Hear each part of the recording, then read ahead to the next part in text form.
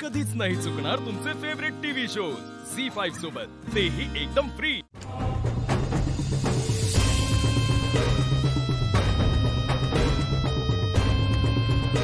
वहिनी येऊ?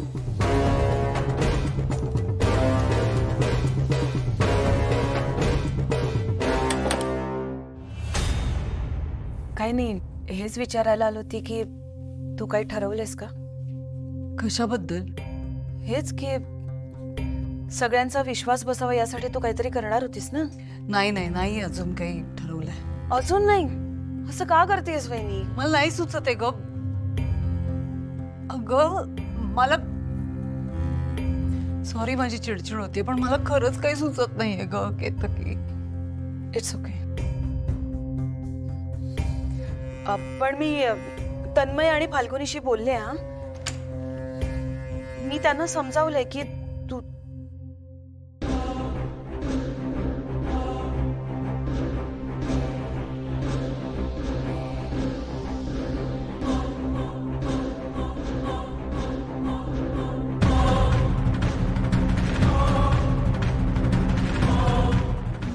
शेखरना पण तेच म्हणत होते। ते म्हणाले की आईंचे अंतिम संस्कार व्यवस्थित झालेत। तर मी म्हटलं की आपण घरात एखादी पूजा, शांतीचं काहीतरी कार्य करून घेऊया, म्हणजे आईंच्या आत्म्याला शांती मिळेल।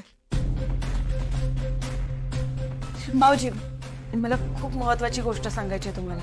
आपण सगळे रुपाली वहिनीला घाबरायचो, कारण आपल्याला असं वाटत होतं की ही रुपाली वहिनी नाही तर विरोचक राक्षस आहे, पण तसं नाहीये। तिच्यातला विरोचक राक्षस निघून गेलाय। आता जी आहे ना ती फक्त रुपाली आहे, आपली रुपाली वहिनी। येते की काय बोलतेस तू?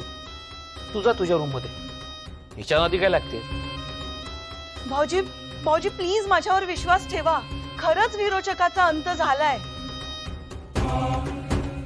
हो, ही रुपाली आहे, प्लीज विश्वास ठेवा।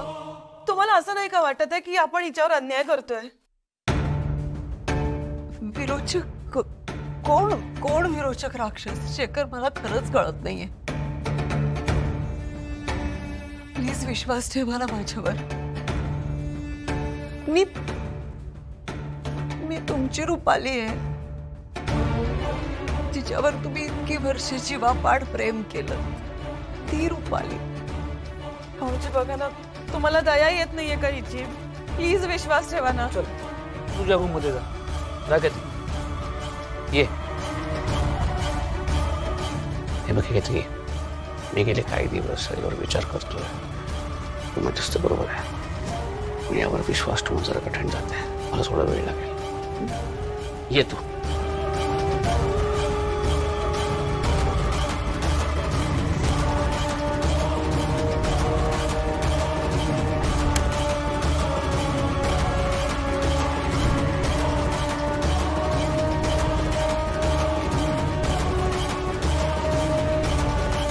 काय झालं? काय म्हणत होते शेखर? हेच की त्यांना असं वाटते की विरोचक नाही आता, पण त्यांचा त्याच्यावर विश्वास नाही बसत आहे। ते त्यांना थोडा वेळ हवा आहे। पण तू नको हा काळजी करूस, हळूहळू विश्वास बसेल त्यांचा।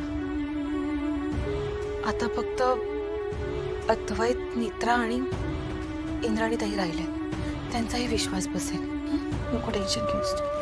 थँक्यू केतकी, तुमच्यामुळे होतं हे सगळं। फक्त आता माझा आधी आणि नेत्रा माझ्यावर कधी विश्वास ठेवतात ना, असं झालंय मला। ठेवते लवकरच, मी येते।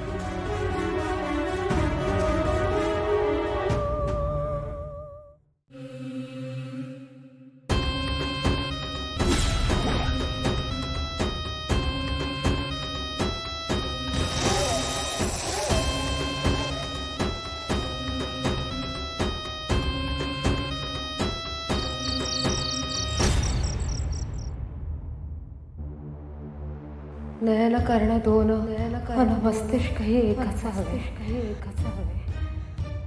मात्रा तसु बरे जरी युद्धा समय बदलता निष्फळ ठरे हे अस्त्र हन दूर जाई सफलता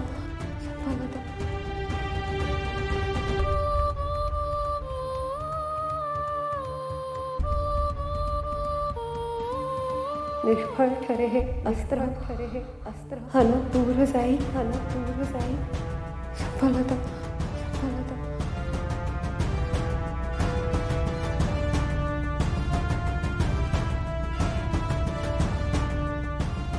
दूर जाई सफलता.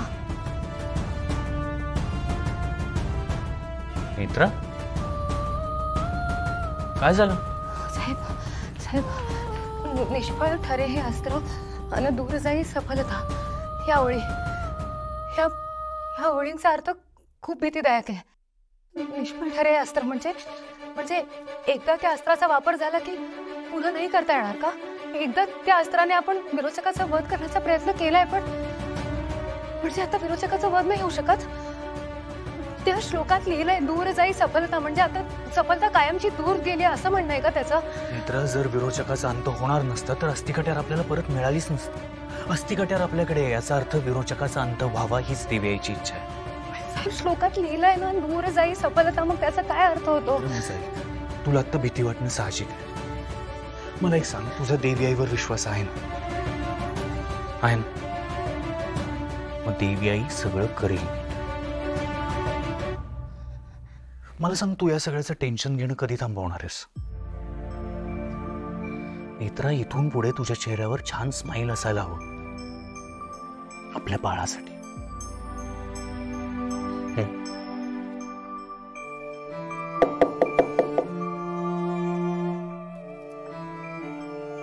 बाळ नॉक करते का? हे असं स्माइल ठेव, मी बघतो कोण आहे ते.